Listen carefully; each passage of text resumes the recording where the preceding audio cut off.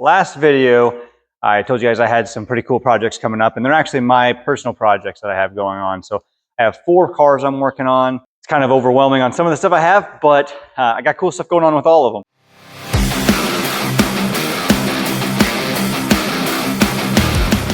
So while watching the channel, you guys probably have gotten by now that I'm an LT1 guy, 4th Gen F body. It's what I had in high school, and it's something I'm really familiar with, and I've always been comfortable working on it. I enjoy the cars.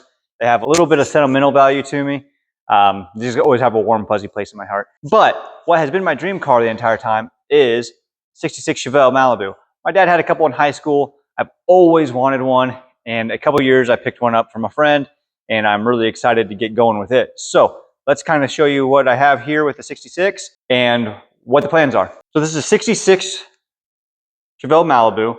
It's a 136 car, so it is not a true SS. It was a 6-cylinder, 3-speed on the column, actually.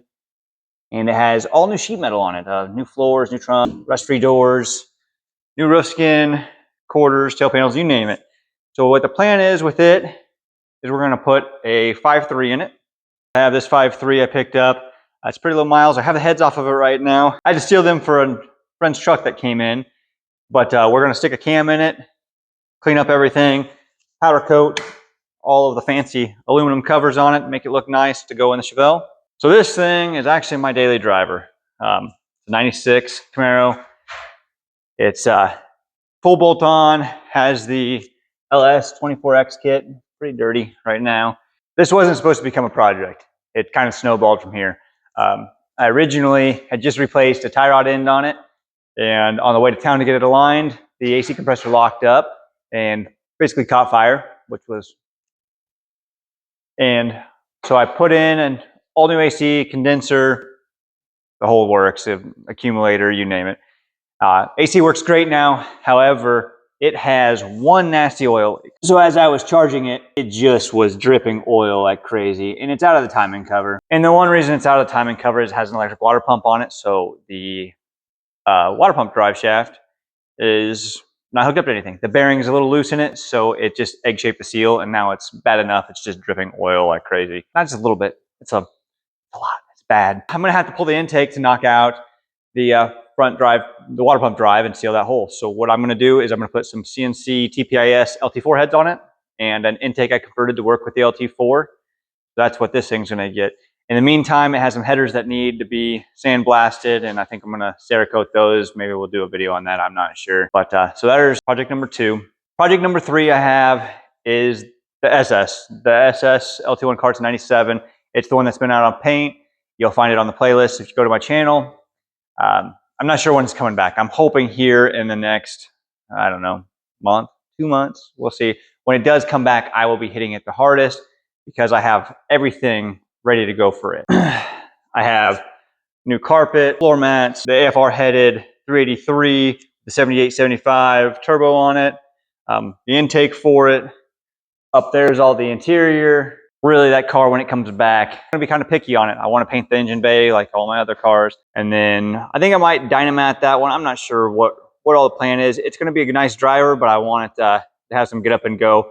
That motor I converted from a nitrous motor to a turbo motor, and I just really want the setup to be clean and super reliable like it was before. For the last project that I have going on, we've already gone through the Chevelle, the heads that I'm gonna put on this one, the SS that's on the playlist, but we'll come back sometime. Let's take a look at the 4th project, and this one's pretty special to me.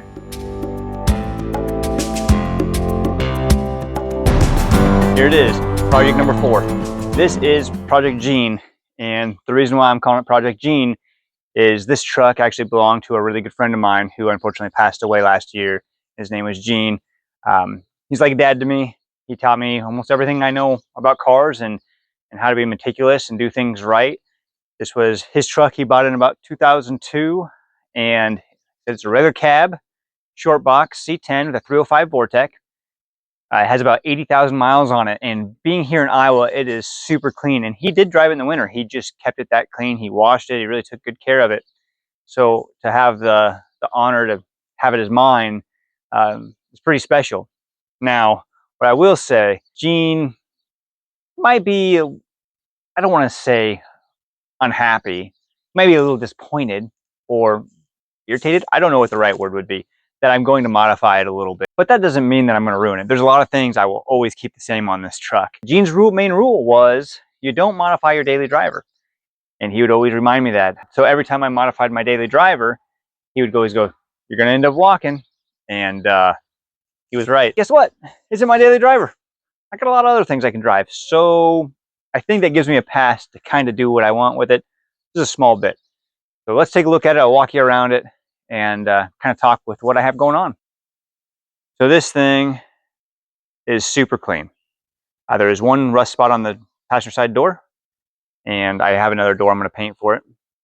But it's all original, minus the stereo unit. Super clean on the inside. So the plan is to keep a 305 in it. It's a 305 4060 truck. A lot of people have been trying to be like, why don't you put a 5.3 in it? And I could. It's easy enough. But I have something I want to do that I think is a little bit cooler.